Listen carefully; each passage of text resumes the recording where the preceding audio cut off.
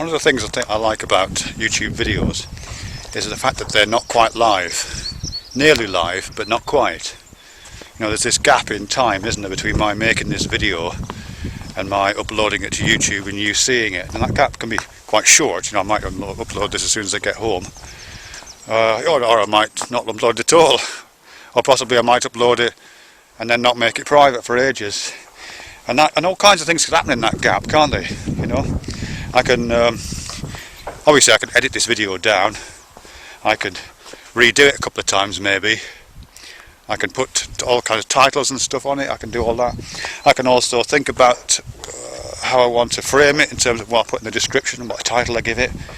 And I can also kind of look around to see what's happening elsewhere in the conversation. You know, this set of public conversations which we're all involved in here, and see, you know, does it relate to other kinds of conversation?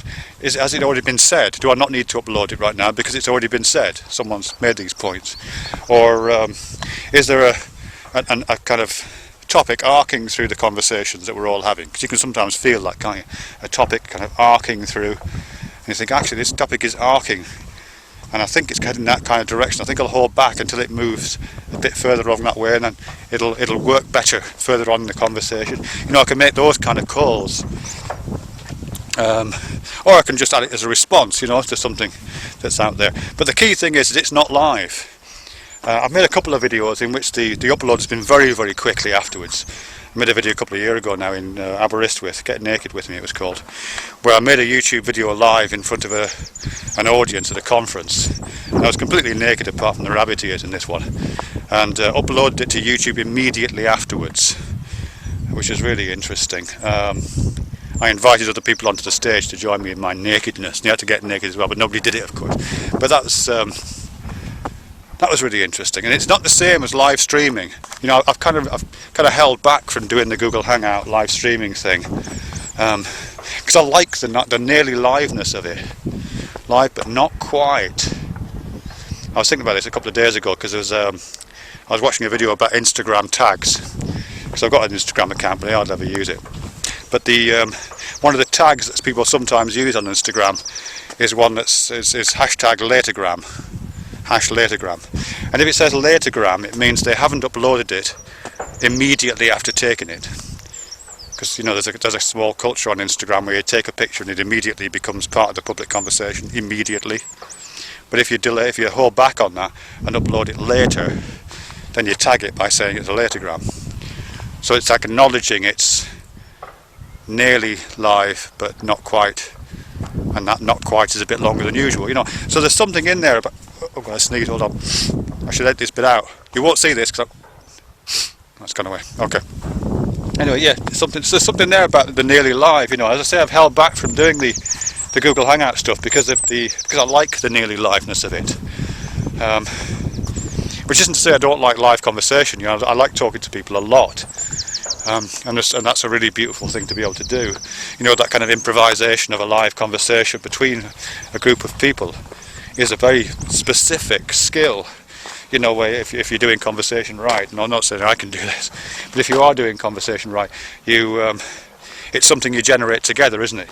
You know, you're constantly listening to the other person while you're speaking, or the other people while you're speaking, and it's almost like an orchestra, a good conversation. It flows and swells and grows, and you have solos, and then you have choruses, and there's a whole kind of interpersonal body language which accompanies that choral improvisation of a conversation. But this is different. Whilst I like that, I like the difference that this is, the almost live nature of a video followed by a video followed by a video, an utterance followed by a gap followed by another utterance, with all of the intrusions that can get into that gap. I suppose one of the ways I'm trying to think about this is in terms of thinking, because this is, for me, making videos is a bit like thinking out loud. And what kind of thinking out loud is this thinking? The thinking that has gaps in it, the thinking that has room for post-production, editing to go on. You know, what kind of thinking is that? It's kind of interesting to me, because I suppose I'm thinking here, one of the ways I'm thinking about that is fast and slow thinking. This is something Daniel Kahneman talks about. He's brilliant, Daniel Kahneman. But he's got this book called Thinking Fast and Slow, and there's a couple of videos about it on YouTube. And he distinguishes between two forms of thinking, one of which is fast, so stating the bloody mind-numbingly obvious, one of which is fast and processes information quickly and that kind of stuff, and the other which is much more slow burn, requires the kind of building up of tacit knowledge and intuitions, and doesn't follow swiftly on the heels of the, where one thought doesn't follow swiftly on the heels of another, like a guy running down a hillside having to put one foot in front of the other. It's much more, I'll say measured, but I don't mean measured in the sense of controlled.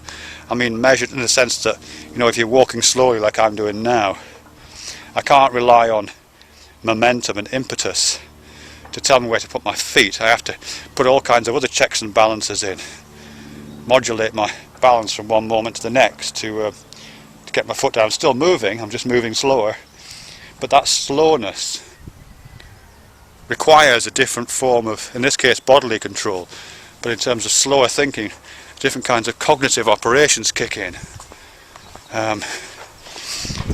which, as I say, I don't want to ally necessarily with a kind of totalitarian control of what one says, even though that's kind of interesting, but just a different process, really. And I don't think it necessarily mitigates against emotionality, because I think when we often imagine slow thinking or measured, a more measurely pace of call and response, a video response, we associate that with we can associate, I think, with that with a kind of stripping away of any kind of emotional attachment and emotional wisdom. But I don't think that's necessarily the case. I've seen a couple of videos recently in which people have been very clearly emotional on camera.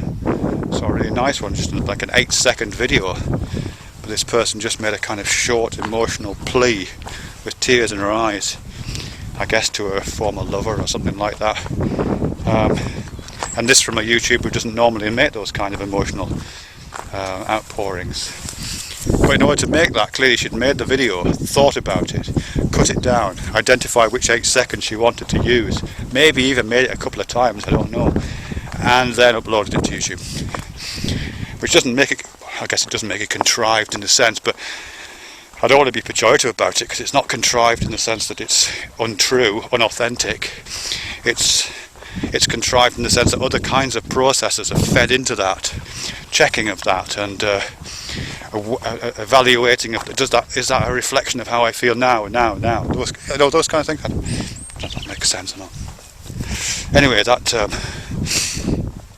pretty much all I want to say. I'm just going to repeat myself from now on, I think.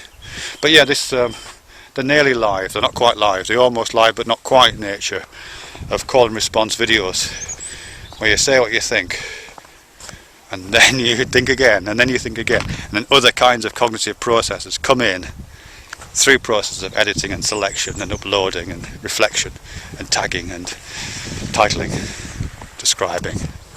It's fascinating, all that. Anyhow, enough.